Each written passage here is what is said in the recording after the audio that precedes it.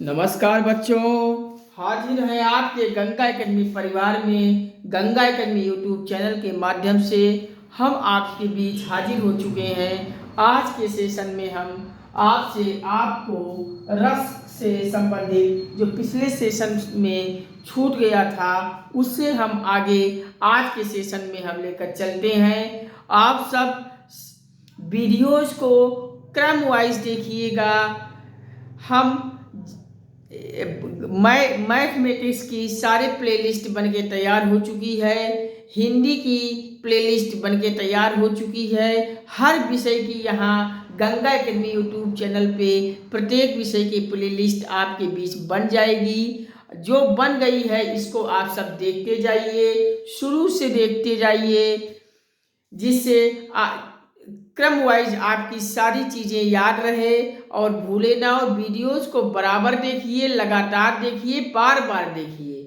चलिए आज के सेशन में हम आपको रस से संबंधित जानकारी बताते हैं। मैंने कल के सेशन में की चीज़ों को मैं आज थोड़ा रिकॉल करते हैं। मैंने कल पढ़ा रस के अर्थ को, रस के परिभाषा को, भरत मुनि के अनुसार 8 रस को पढ़ा।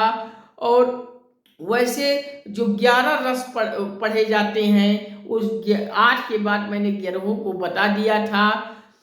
इन रस के अंग को जो मैं 4 भागों में बताया कल, और चारों भागों को मैं एक एक लाइन लिखवा भी दिया था।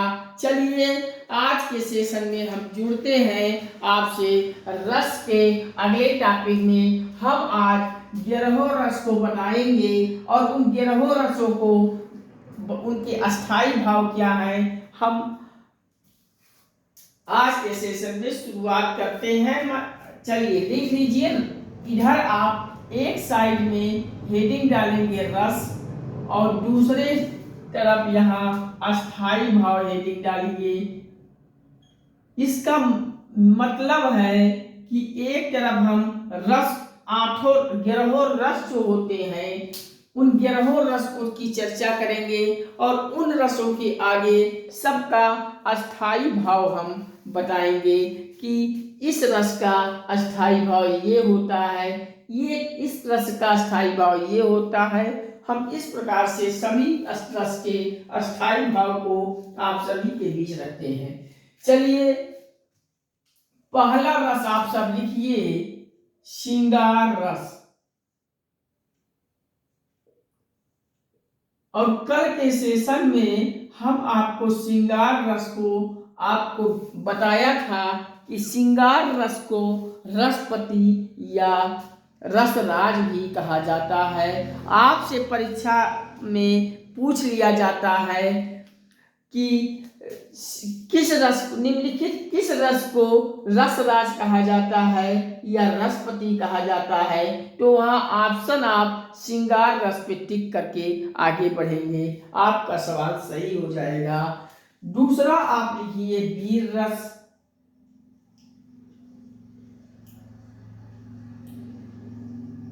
तीसरे रस को लिखिए हास्य रस।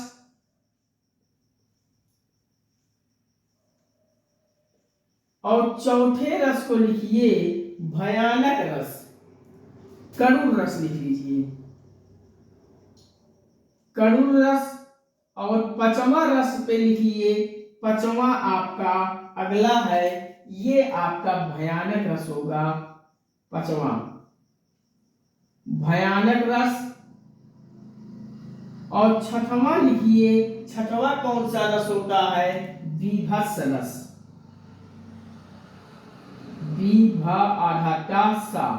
बीभत्स रस। और 7वां रस लिख लीजिए रौद्र रस, रौद्र रस। और 8वां लिखिए, 8वां होता है अद्भुत रस।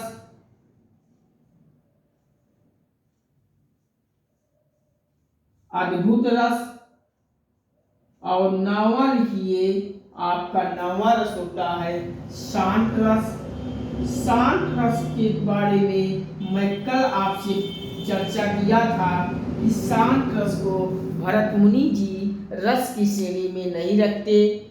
और 10वां आपका वात्सल रस और 11वां भक्ति रस हो जाता है, जो कि भरत मुनि के अनुसार शांत रस की श्रेणी में रहता ही नहीं है।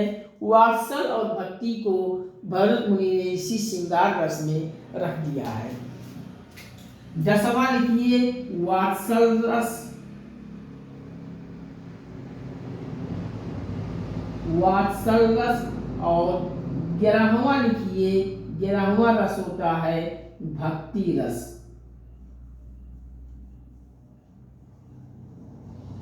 अब हम इन सभी रसों के अस्थाई भाव क्या होते हैं, हम उसको भी आपके बीच चर्चा कर देते हैं, जिससे आपसे परीक्षा देने जाइए, किसी भी रस का स्थायी भाव आपसे पूछ लिया जाए तो आपसे सवाल गलत ना हो।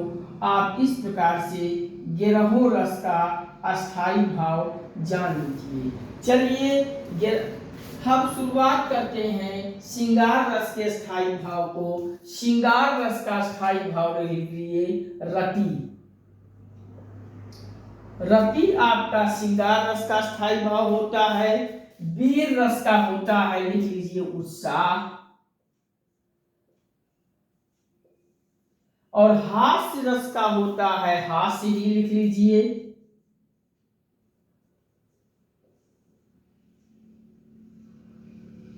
और करुण रस का लिख लीजिए शोक।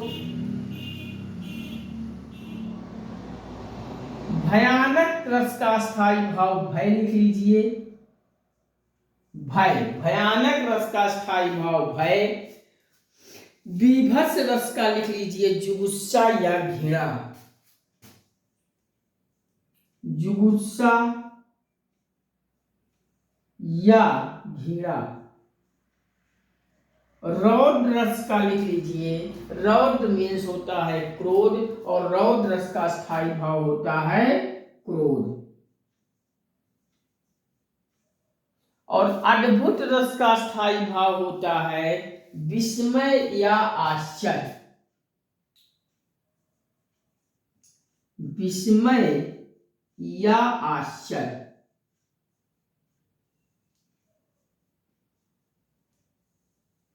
और शांत रस का स्थायी भाव होता है निर्वेद। और वात्सल रस का स्थायी भाव होता है वात्सल्य।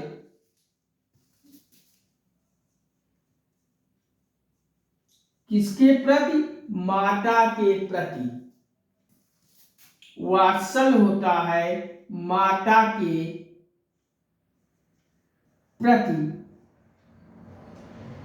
प्रेम, इसको वात्सल रस का स्थायी भाव होता है। और भक्ति रस होता है, भक्ति होता है का स्थायी भाव भक्ति। किसके प्रति? ईश्वर के प्रति प्रेम, लिख लीजिए ईश्वर के प्रति प्रेम। इन अस्थायी भाव को आप लिख लीजिए।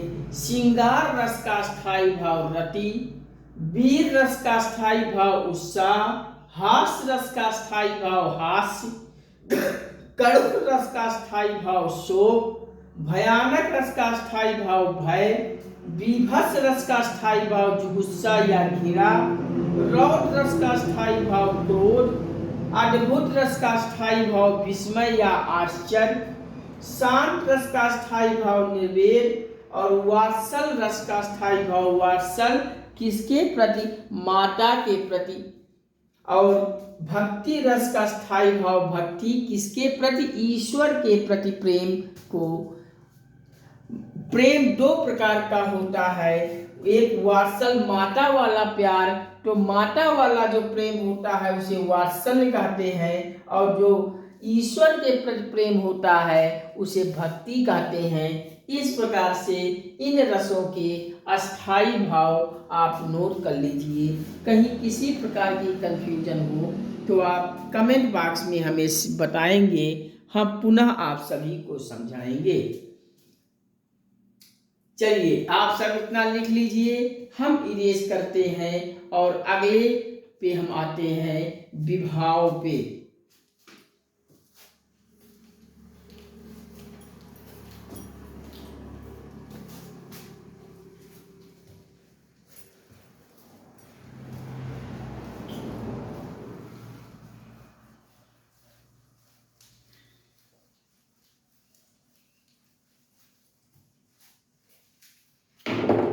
चलिए हेडिंग डालिए विभाव। विभाव दो प्रकार का होता है। आप एक इस प्रकार से विभाव को दो प्रकार में लिख लीजिए। पहला होता है विभाव आलंबन। आलंबन आदब आप पर आक मात्रा आ ला आधम्मा बा और ना आलंबन। और दूसरा होता है उद्दीपन। उद्दीपन लिख लीजिए। विभाव दो प्रकार का होता है। पहला आलंबन होता है और दूसरा उद्दीपन होता है। अब इस आलंबन पे हम आ जाते हैं। आलंबन भी दो प्रकार का होता है। पहला आलंबन होता है आश्रय और दूसरा आलंबन होता है विषय वस्तु। विषय वस्तु और उद्दीपन होता है। उद्दीपन आपका होता है विभाव को तेजी से जगाने वाला कारक। उद्दीपन होता है विभाव को तेजी से जगाने वाला कारक। जगाने वाला कारक।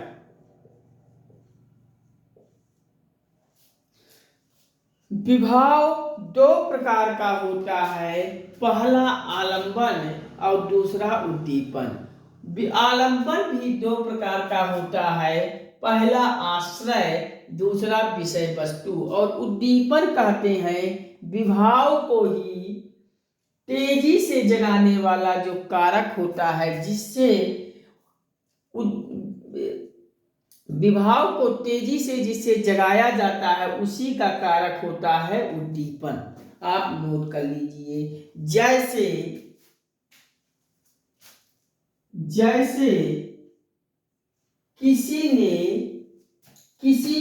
किसी का नाम है, जैसे हम नाम लिख दिए राधा।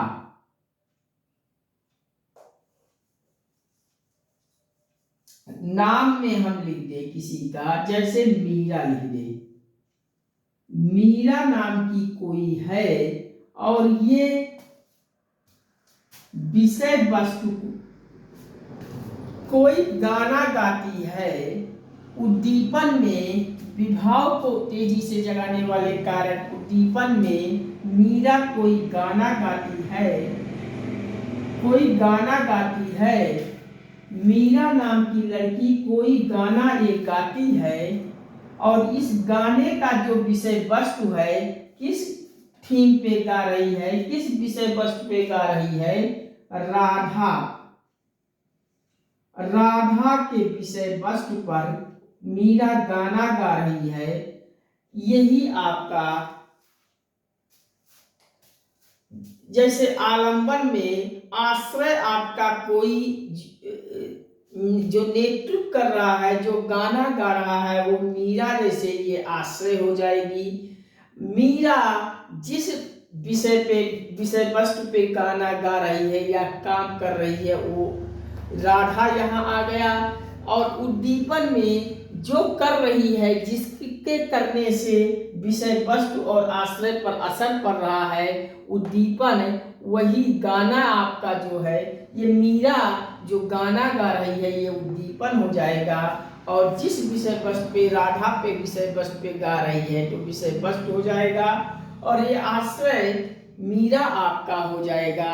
ये एग्जाम्पल हो जाएगा, आप समझ जाइए। चलिए हम इतना आप सभी को समझा दिए, आप समझ जाइए। हम अब अनुभाव पे चलते हैं। आप सब लिख लीजिए, हम इरेज करते हैं और अब आते हैं अनुभाव पर।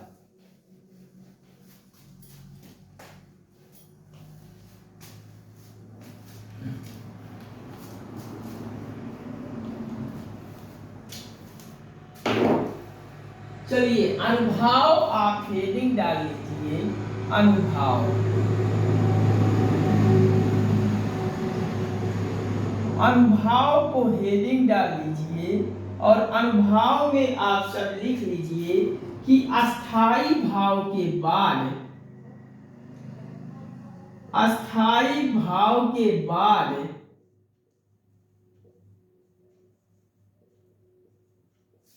अस्थाई भाव के बाद जागृत, जागृत शारीरिक मानसिक, शारीरिक मानसिक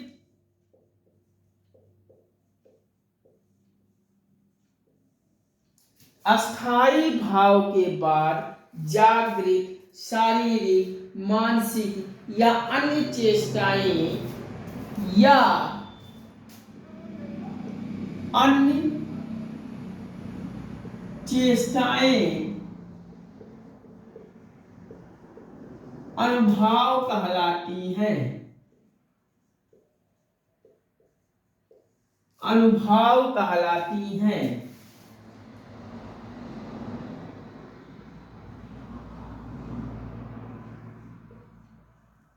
अनुभाव अस्थाई भाव के बाद जागृत शारीरिक मानसिक या अन्य चेष्टाएं अनुभाव कहलाती हैं। आप लिख लीजिए अनुभव में एक लाइन इसको। और अनुभव कितने प्रकार का होता है, हम आपसे कहें कि अनुभव कितने प्रकार का होता है तो आप सब कहेंगे अनुभव होता है 4 प्रकार का। अनुभव 4 प्रकार का होता है, लिख लीजिए। अनुभव कितने प्रकार का होता है, अनुभव 4 प्रकार का होता है। कौन कौन सा होता है, पहला लिख लीजिए सात्विक अनुभव, सात्विक अनुभव। और दूसरा अनुभव लिख लीजिए कौन सा होता है, कायिक अनुभव, कायिक अनुभव। और तीसरा लिख लीजिए वाचिक अनुभव, अनुभव वाचिक। और चौथा अनुभव लिख लीजिए आहार्य,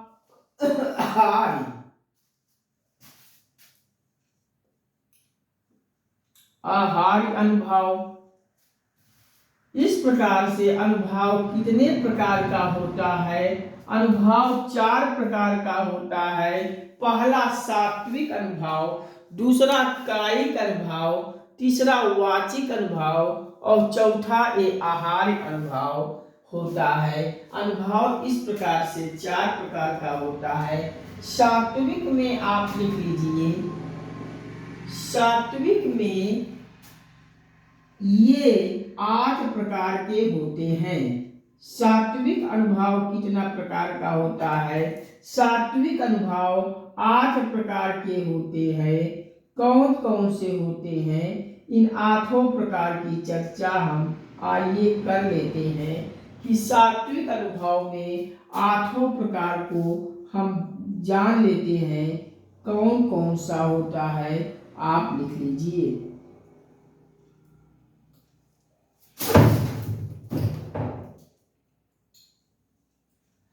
ये सात्विक अनुभव में पहला स्तंभ लिख लीजिए, पहला स्तंभ होता है, दूसरा स्वैर होता है, लिख लीजिए। तीसरा लिख लीजिए रोमांच, रोमांच। चौथा कंपन, और पांचवा लिख लीजिए स्वर भंग।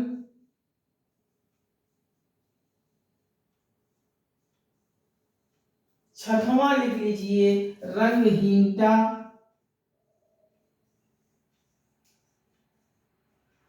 रंगहीनता। सातवां अश्रु।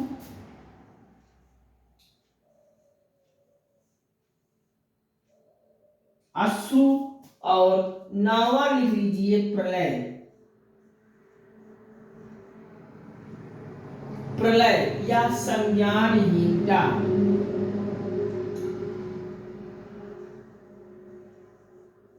संज्ञानहीनता। सात्विक अनुभाव चार प्रकार का होता है। पहला सात्विक, दूसरा कायिक, तीसरा वाचिक, चौथा आहार। इन सात्विक जो अनुभव बताया, सात्विक अनुभव भी 8 प्रकार का होता है।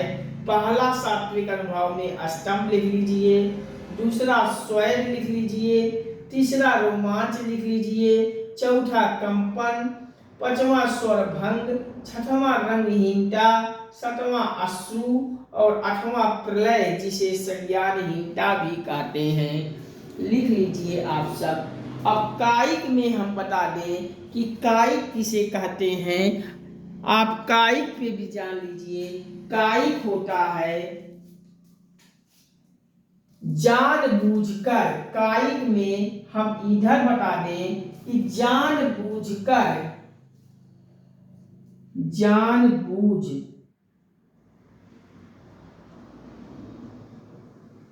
जानबूझकर कार्य करना।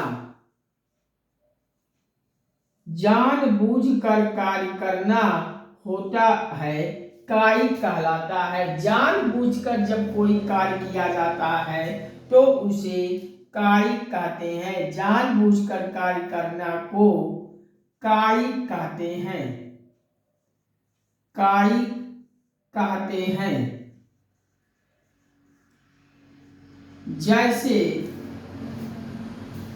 जैसे उदाहरण हम दे दें कि अगर हम कोई सीटी बजा रहे हैं तो सीटी बजाना आपका, सीटी बजाना जो कार्य हो रहा है ये कायिक हो जाएगा। जब जानबूझकर हम कोई कार्य करते हैं तो उसे कायिक कहते हैं। कायिक के एग्जाम्पल पे हम सीटी बजाने का एग्जाम्पल दे दिए। सीटी हम जानबूझकर बजा रहे हैं तो ये कायिक में चला आएगा। आप लिख लीजिए।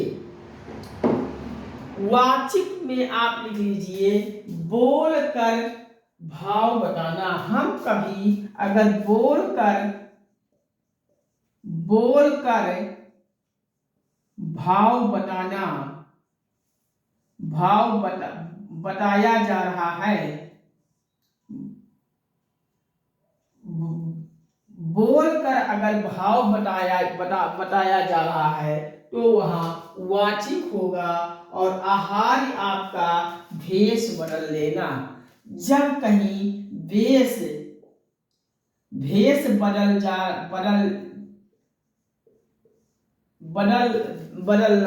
भेष बदल लेना। जब भेष बदलने को कह रहा है, भेष बदल लिया जा रहा हो तो वहां आहार हो जाएगा। आप नोट कर लीजिए। कहीं किसी प्रकार की कंफ्यूजन हो तो बताइए। अनुभव में मैंने बताया 4 प्रकार का होता है। पहला सात्विक अनुभव, दूसरा कायिक अनुभव, चौथा वाचिक अनुभव, चौथा आहार्य अनुभव। मैंने सात्विक अनुभव को 8 प्रकार के बताए। स्तंभ, स्वेद, रोमांच, कंपन, स्वरभंग, रंगहीनता, अश्रु, प्रलय जिसे हम संज्ञानहीनता भी कहते हैं। और दूसरा अनुभव मैंने कायिक बताया। जब हम कोई कार्य जानबूझकर करते हैं तो वहाँ कायिक होता है। जैसे सीटी बजाना कायिक हो जाएगा। वाचिक मैंने तीसरा अनुभव बताया। जब हम बोलकर भाव बताते हैं तो वहाँ वाचिक होता है, और जब हम भेष बदलते हैं तो वहाँ आहार्य अनुभाव होता है। आप नोट कर लीजिए। अब हम चलते हैं संचारी भाव पर। चलिए आप इरेज करते हैं और अगला चलते हैं संचारी भाव पर।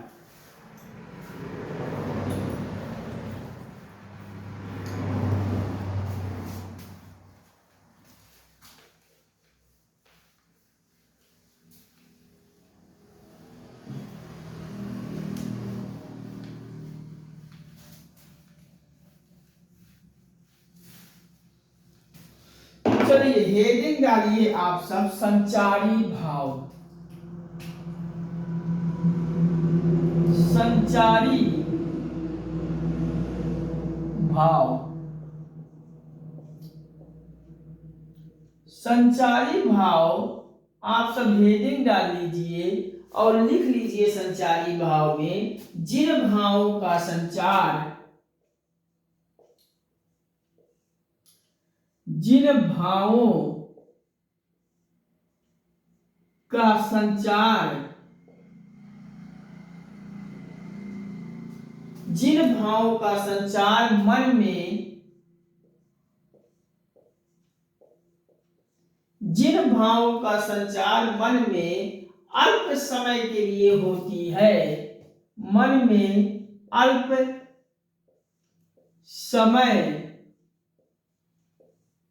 के लिए होती है,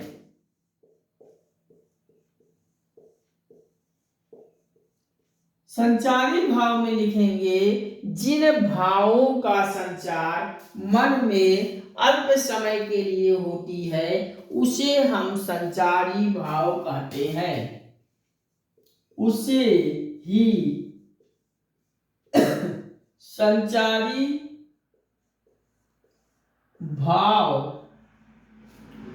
कहते हैं।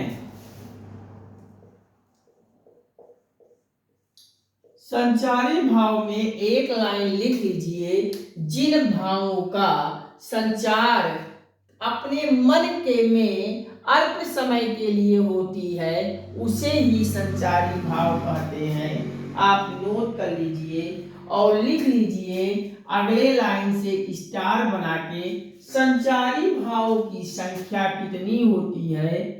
मैंने पिछले सेशन में भी आपको इसका जिक्र कर दिया था।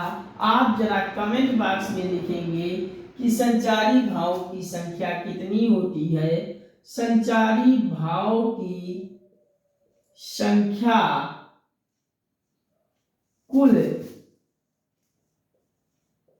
33 होती है, 33 होती है। और कौन कौन से 33 होते हैं, हम कुल इन 33 अस्थाई भाव की, संचारी भाव की संख्या को हम एक एक करके आप सभी को बता देते हैं कौन कौन सा होता है।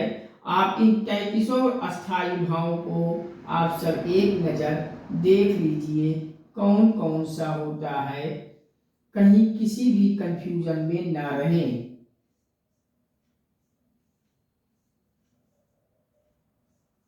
चलिए लिखिए, पहला लिख लीजिए हर्ष, दूसरा लिख लीजिए लज्जा, तीसरा लिख लीजिए मोह,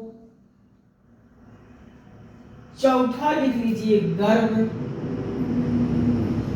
और पांचवा लिख लीजिए उग्रता, छठवां लिख लीजिए चपलता,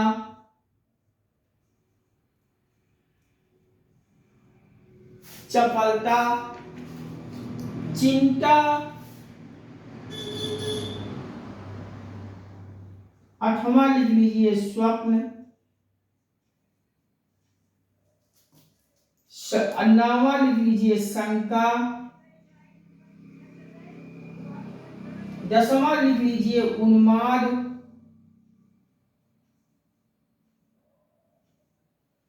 11वां आलस्य,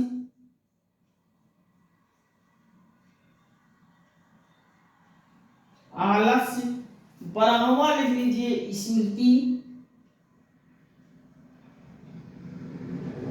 12वां स्मृति, 13वां लिख लीजिए निद्रा,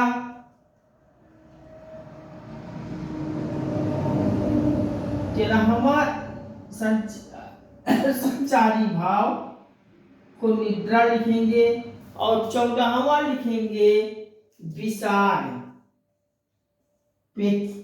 खष्टकोण वाला सा रहेगा वी के बाद और डा हो जाएगा विषाद, और 15वां लिख लीजिए मद, 16वां आप सब लिख लीजिए 16वां अस्थाई भाव ग्लानि, और 17वां अस्थाई भाव लिख लीजिए उत्सुकता,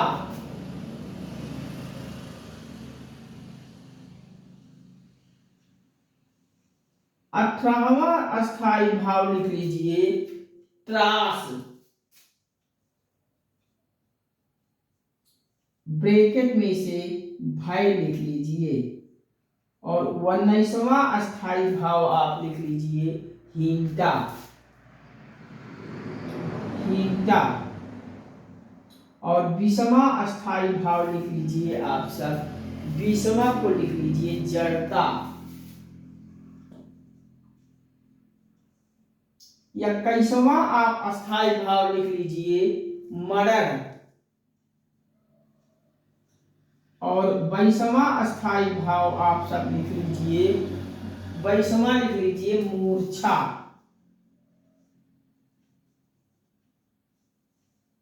23वां अस्थाई भाव आप लिख लीजिए अहिथा,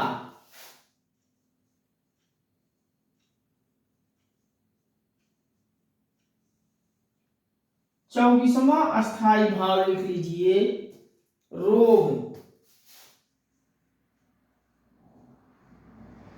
और 25वां आप लिख लीजिए 25वां अस्थाई भाव व्याधि, और 26वां अस्थाई भाव लिख लीजिए 26वां होता है घृति,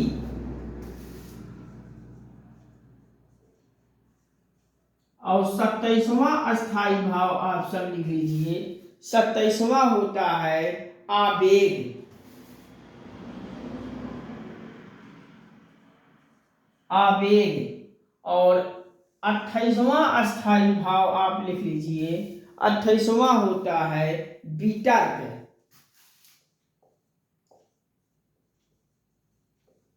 वितर्क, 29वां अस्थाई भाव 29वां होता है विबोध,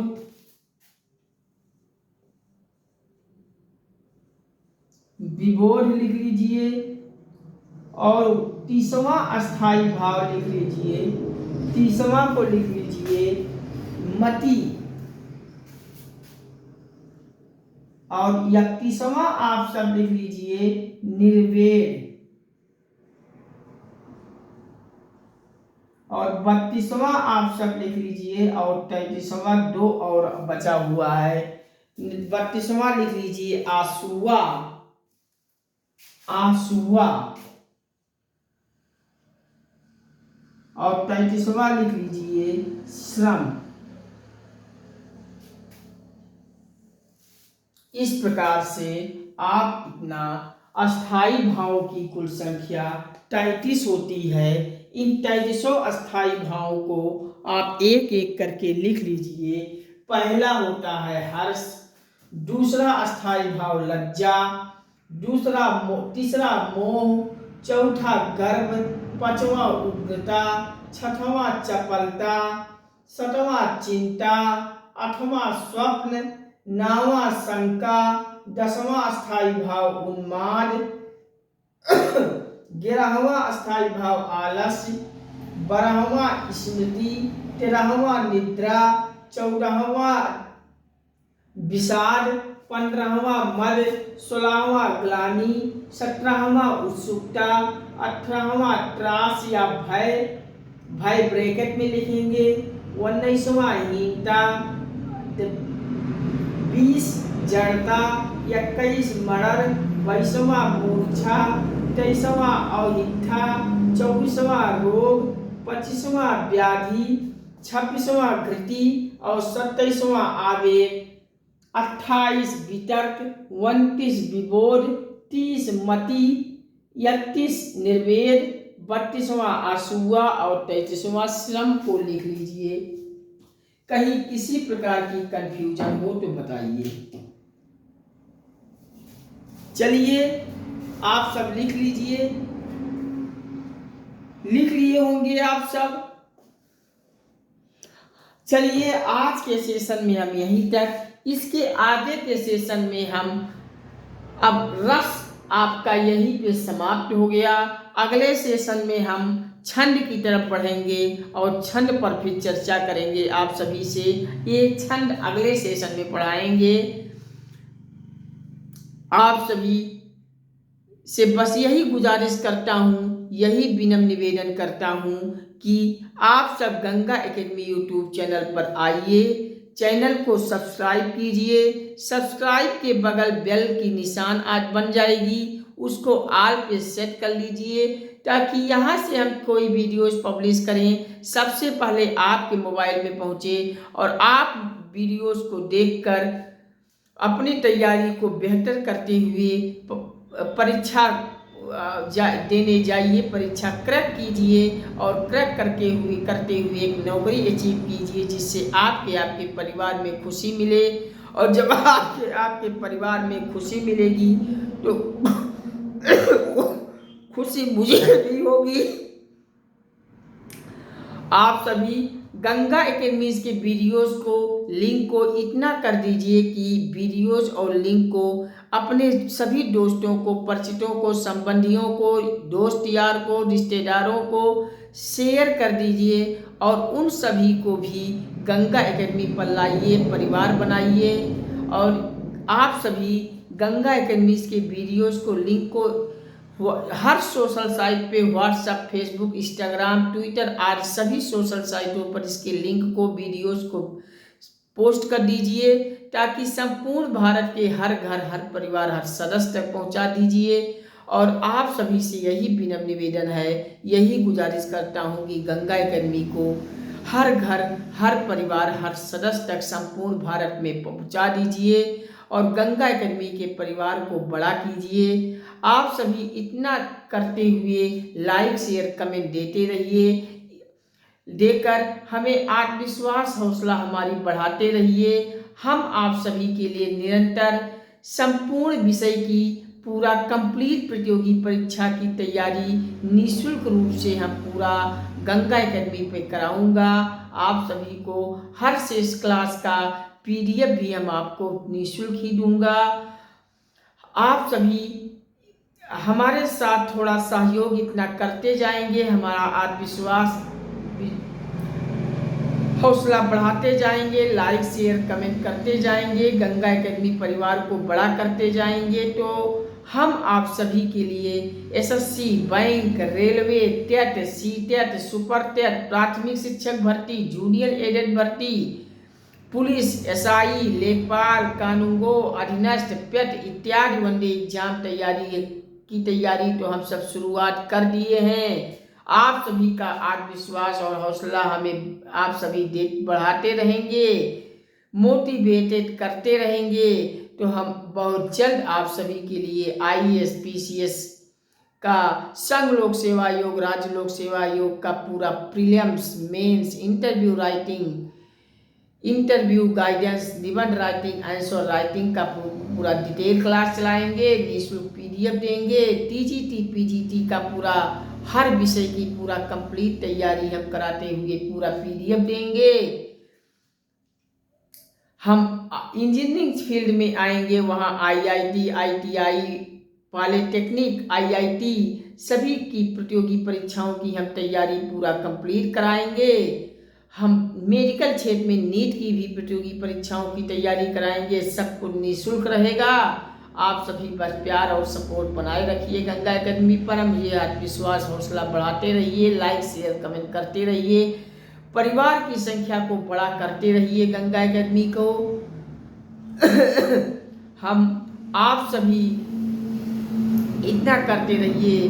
हम हिंदी मीडियम के साथ साथ हम पर इंग्लिश मीडियम के अपने भाई बहनों को भी लेकर चलेंगे। जो इंग्लिश मीडियम के हमारे भाई बहन हैं जिनको हिंदी मीडियम से नहीं इंग्लिश मीडियम में क्लास लेनी होती है, हम उनके लिए इंग्लिश मीडियम की भी क्लास इंग्लिश वर्जन से भी शुरुआत करेंगे। तो आप सभी भी चैनल पे बने रहिए, लाइक शेयर कमेंट देते रहिए, प्यार सपोर्ट करते रहिए, चैनल को परिवार को बड़ा करते रहिए, हमें आत्मविश्वास हौसला बढ़ाते रहिए। हम आप सभी के लिए इंग्लिश मीडियम की बैच स्टार्ट करूँगा, बहुत जल्द स्टार्ट करूँगा। ठीक है, आज के सेशन में इतना ही। इसके आगे हम अगले सेशन में छंद में फिर मुलाकात आप सभी से करेंगे। ठीक है, thank you watching for this video. नमस्कार, थैंक यू, जय हिंद, वंदे मातरम, राधे राधे बच्चों। हम मिलते हैं अगले सेशन में बहुत जल्द आप सभी से।